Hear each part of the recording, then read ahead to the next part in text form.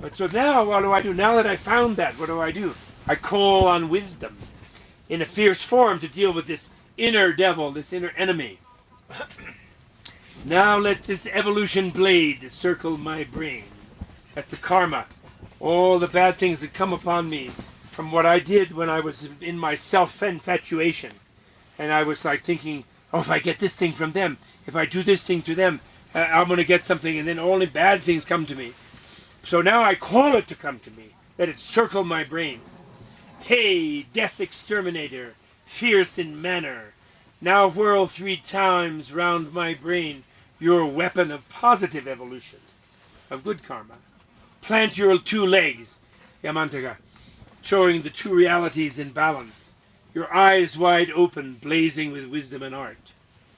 Grind your fang, he has these dog teeth, fangs, Yamantaka, the 4 forces, which mean the force of repentance, the force of merging everything into emptiness, the force of positive resolution, etc. These are the forces of purifying negative karma. Crush my enemy, cruel self-concern within me. Use the king of mantras, other concern, altruism. Om mani padme hum, om tari tutin turi swaha, om shivaji heheru hum vedanta. All of them are nothing but formulations of the king of mantras. King of mantras is altruism. Because all the people say, well, altruism, then I'll get in more trouble. People will take advantage of me. I won't look out for myself. This and that. That's completely wrong. If you do look out for others, first thing that will happen to you is you'll be happy. Forgetting about your crappy and hopeless things, you'll just be doing something for someone else. You forgot about it. You'll immediately feel happy. And that altruism will make you grow in a whole new way. It'll bring you a whole new life, whole new energy. Use the king of mantras, other concern, smash my enemy within. You see, when you're a Buddha, you have other concern naturally because you don't perceive yourself in a certain way. You see through yourself. And so the others are like they're you. You experience other people as if they were you. And therefore, when they need something, you just automatically feel that. Although you don't go for their self-concern need.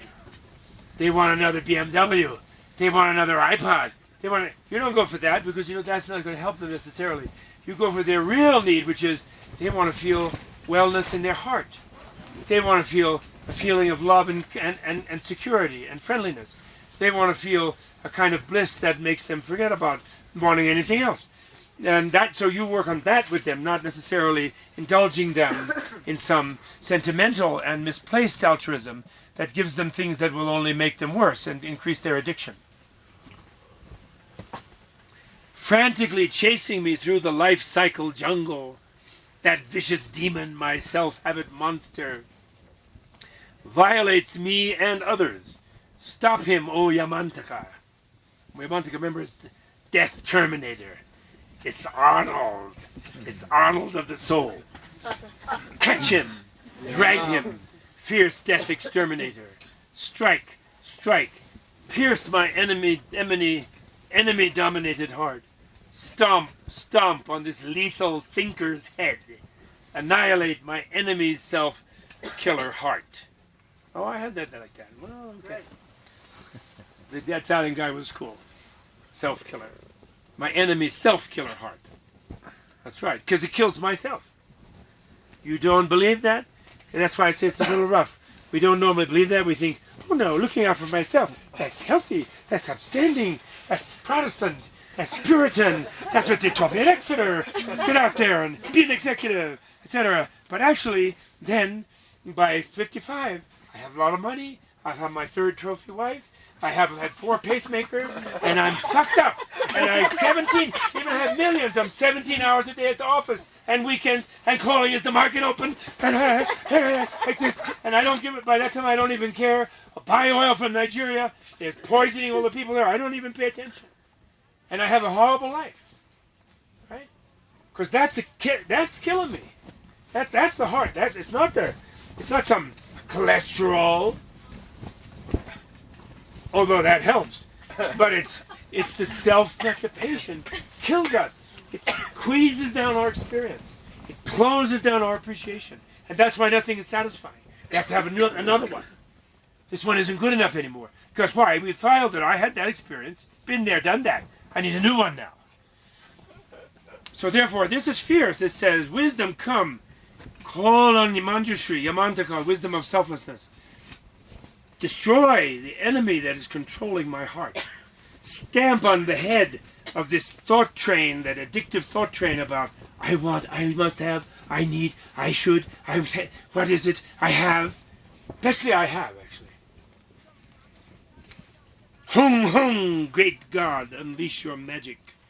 Ja, ja, tie this enemy tightly. Pe, pe, liberate him, great Death Lord. Slice, slice, cut the tangled self-habit knot. Come hither, great God, Death Exterminator.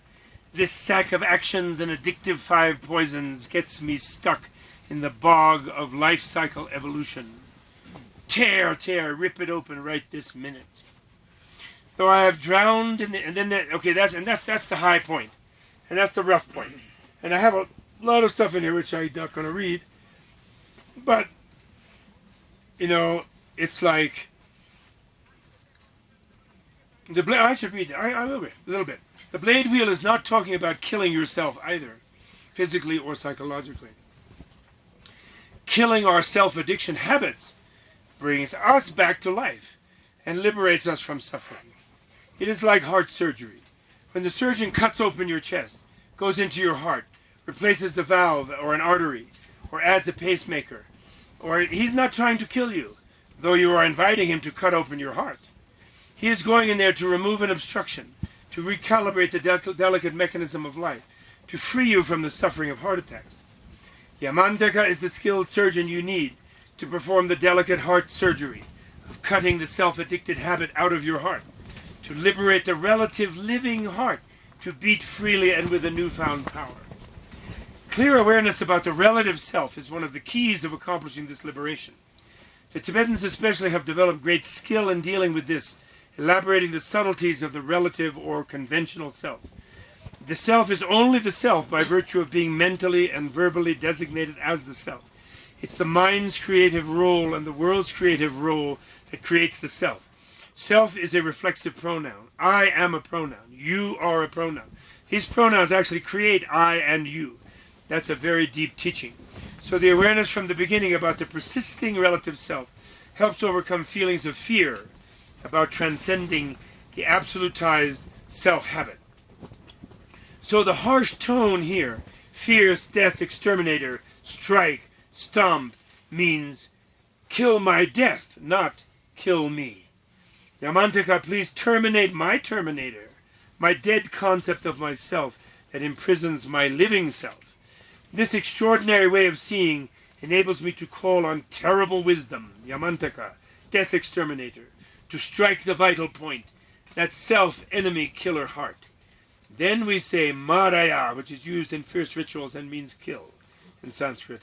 Then comes the incantatory part of the work. So anyway, that's worth reading. And then after that, it goes on with a sort of purifying thing, using as a refrain the stomp, stomp on the lethal thinker's head, annihilate my enemy self-killer heart. And it says things like, though I have drowned in the agonies of the 3 bad states of existence, I still don't fear them, and so commit their causes. And it goes on like that. So this is the thing.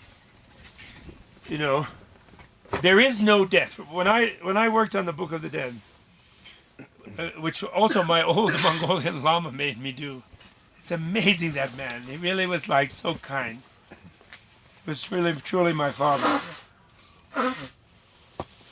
And he did all these funny things like 40, 30 years ago. He insisted I do this and that, and I said, I don't want to do this and that. Don't tell me what's the use of that. You're going to need it, he would say. And I would do it. And then years later, I was, oh yeah, I need to do that. You know, it's amazing.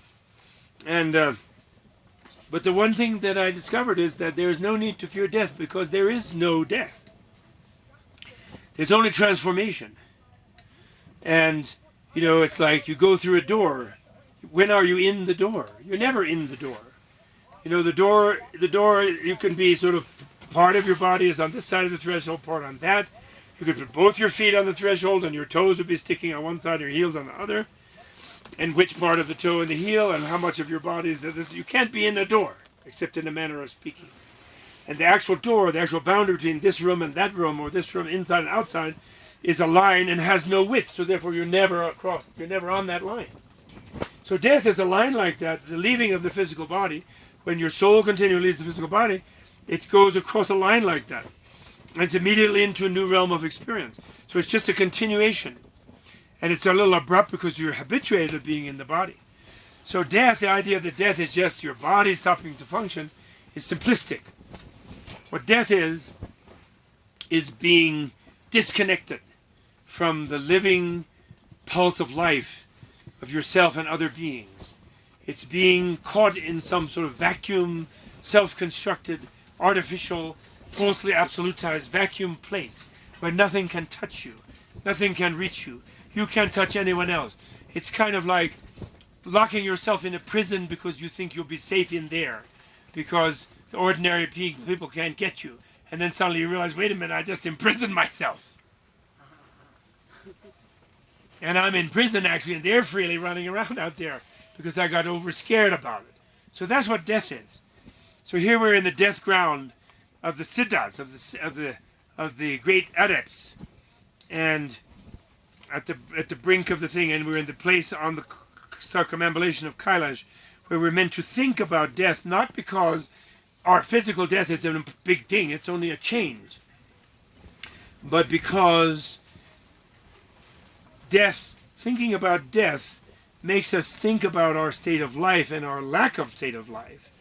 And it brings up our fears, and it brings up making us really evaluate where we really are. And when we do that, we realize we're really only half alive. And actually, the more we've lived in denial of death, and the less we've opened our mind to it, you know, the more shocked we may have been in this journey together with these few Dharma teachings we've done, at the idea of being called upon to actually think about ourselves as dying, as really definitely going to die, then that means we've been living in denial of death, which is an absolute fact. It's like falling asleep and waking up. Falling asleep part is the death part, and we're definitely going to do it. So here is to think about it, because then that brings us up to like, where are we? What negativities are with us? What dishonesties are in us? What lack of integrities are in us? Where are we not living, as Vassal Havel says, where are we living the lie rather than living in the truth? You know, in what ways are we following some conditioning and following something that we deep down know is not real and not true? But we're doing it because out of fear or timidity or whatever, ambition. And that's killing us. That's destroying, shortening us. So the great death, the real death, is the death of our death. The death of our death is the death of our entrapment in the false prison of the self that parades itself as us and is our boss, actually, is our dictator of how we should live, and deprives us really of enjoying anything. Nothing can touch us, because we immediately jump on it with our thought about I, me, I have, I am.